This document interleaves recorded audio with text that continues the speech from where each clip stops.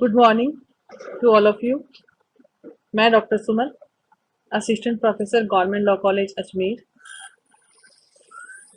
ई lecture की series में आज हम लोग एलएलबी सेकेंड ईयर के subject transfer of property act 1882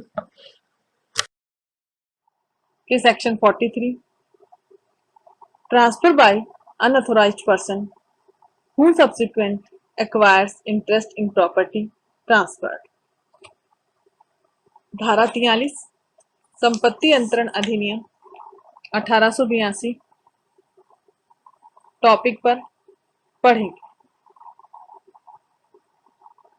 धारा 43 ऐसे ट्रांसफर के बारे में बताती है जिसे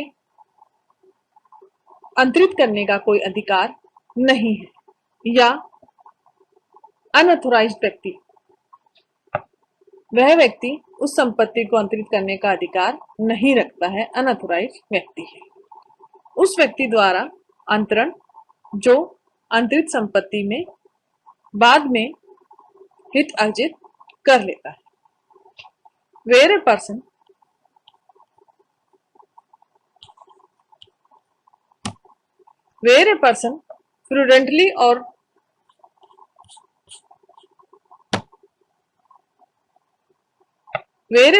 prudently or erroneously represents that he is authorized to transfer certain immovable property and professes to transfer such property for consideration.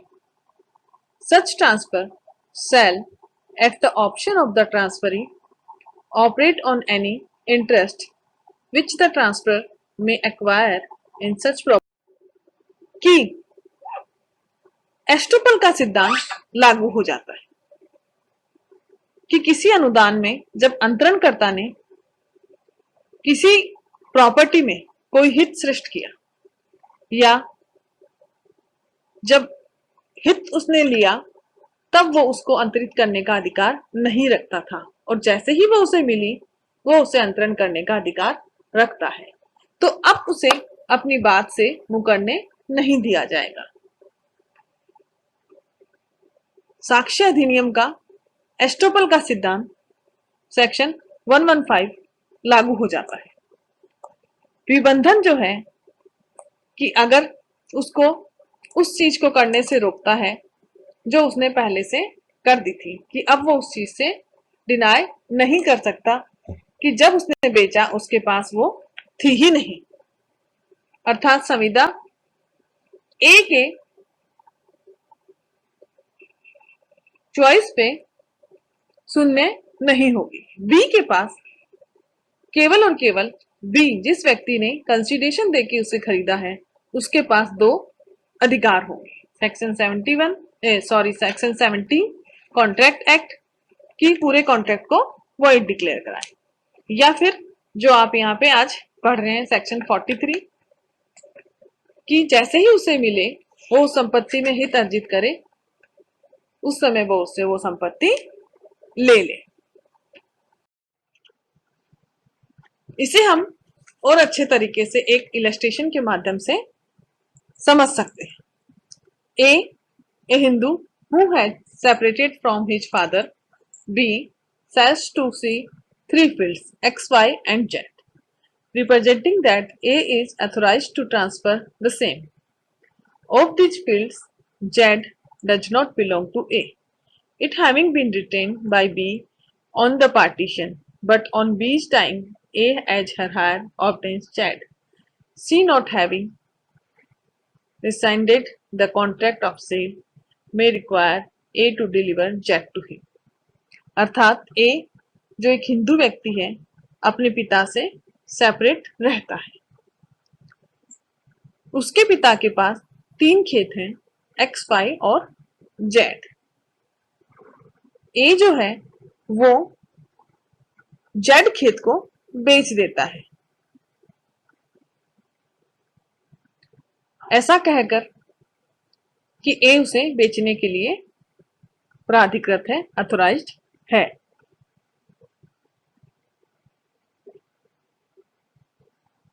Partition के समय विभाजन के समय उसके पिता ने एक्स और वाई खेत ए को दिया और जेड खेत अपने पास रख लिया, जबकि ए ने जेड खेत को अंतरित किया।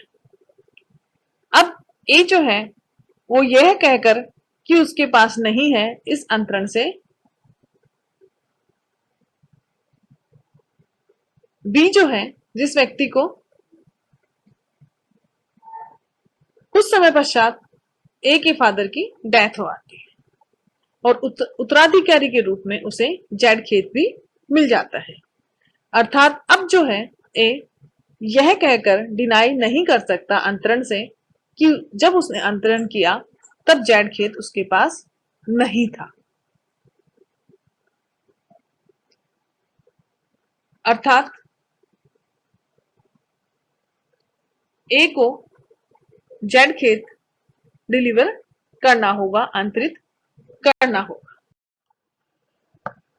सेक्शन 43 को सुप्रीम कोर्ट द्वारा एक case Hardev Singh versus Gurmel Singh AIR 2007 supreme court 1058 में समझाया गया है। अर्थात धारा 43 की व्याख्या इस केस में उच्चतम न्यायालय द्वारा की गई है। इस केस में भरण पोषण के एवज में प्रतिवादी ने, डिफेंडेंट ने एक संपत्ति जो कि विवादित थी वो अपनी वाइफ को दी थी। पत्नी ने इस जायदाद का पूर्ण मालिकाना हक मांगते हुए एक डिक्लेरेशन वाद दायर कर दिया अपने हस्बैंड के अगेंस्ट। इस मुकदमे के दौरान हस्बैंड ने वह प्रॉपर्टी, सेम प्रॉपर्टी जो कि उसने अपनी वाइफ को दी थी, वही संपत्ति उसने रेस्पोंडेंट को बेच दी। मुकदमे के दौरान ही वाइफ की डेथ हो गई। जिसने प्रॉपर्टी खरीदी थी उसने सेक्शन 41 और 43 के तहत एस्टोपल के सिद्धांत के आधार पे कहा कि अब ये प्रॉपर्टी उसको मिलनी चाहिए। सुप्रीम कोर्ट ने अपील को निरस्त कर दिया और कहा कि यहां पे सेक्शन 43 लागू नहीं होगा, क्योंकि सेक्शन 43 तब लागू होता है जब अनऑथराइज्ड व्यक्ति द्वारा उस संपत्ति का अंतरण किया जाता है और जो बाद में उसे मिल जाती है। यहां तो स्वयं उस व्यक्ति द्वारा ही संपत्ति अपनी पत्नी को दी गई थी। अब बात आती है कि संपत्ति मिलनी चाहिए या जो संपत्ति मिलती है सेक्शन 43 में, वो उसी संपत्ति को उसने पहले से अंतरित किया गया हुआ होना चाहिए, अर्थात acquisition in same property. Section 43 या इस तरह हम इसे इस तरह से कह सकते हैं कि धारा 43 किन मामलों में लागू होती है, अर्थात सेक्शन 43 केवल और केवल उन्हीं मामलों में लागू होता है जबकि हित का उपलब्धि जो है वो उस संपत्ति में हुई हो जो पहले अंतरण की जा चुकी हो, तभी और तभी सेक्शन 43 अप्लाई होगा। क्योंकि इसे एक उदाहरण द्वारा समझिए कि मान लीजिए A, B, C 3 संपत्ति हैं। A संपत्ति अंतरित कर दी गई और अंतरित करते समय वह उस व्यक्ति के पास नहीं थी। बाद में उस व्यक्ति को A संपत्ति मिली भी नहीं, केवल B और C संपत्ति मिली। तो जिसने खरीदा वो अब ये नहीं कह सकता कि उसे दूसरी संपत्ति में से कोई संपत्ति दी जाए, क्योंकि केवल और केवल सेक्शन 43 वही लागू होगा जहां की अप्राधिकृत व्यक्ति ने अंतरित की और बाद में उसी संपत्ति में हित अर्जित करता हो। एस कनक दुर्गा मणिखा बनाम राम प्रगाढ़ AIR 2010। इस मामले में विक्रेता भूमि को जोतने वाला किसान था।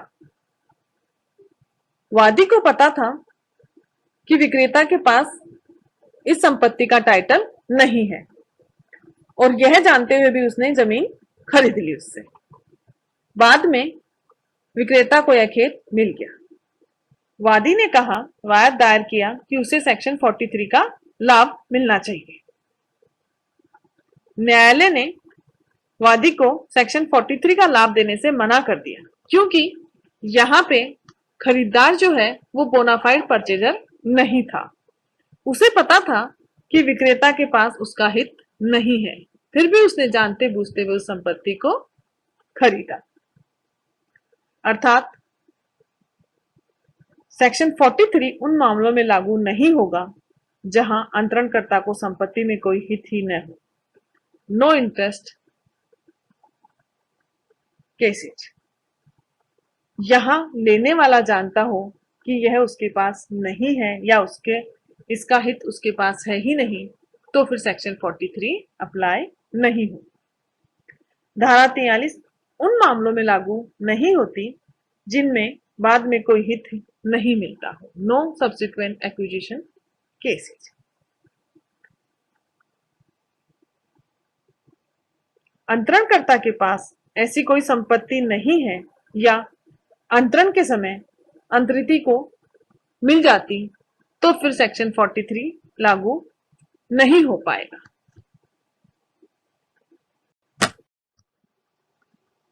अर्थात आज हमने यहाँ पर सेक्शन 43 जहां की अपराधिकृत व्यक्ति द्वारा अंतरण कर दिया जाता है, ऐसी संपत्ति का अंतरण जो बाद में उसे मिल जाती है,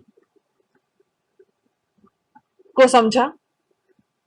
और सेक्शन 43 कौन सी संपत्ति में लागू होता है और कौन सी संपत्ति में लागू नहीं होता। Thank you.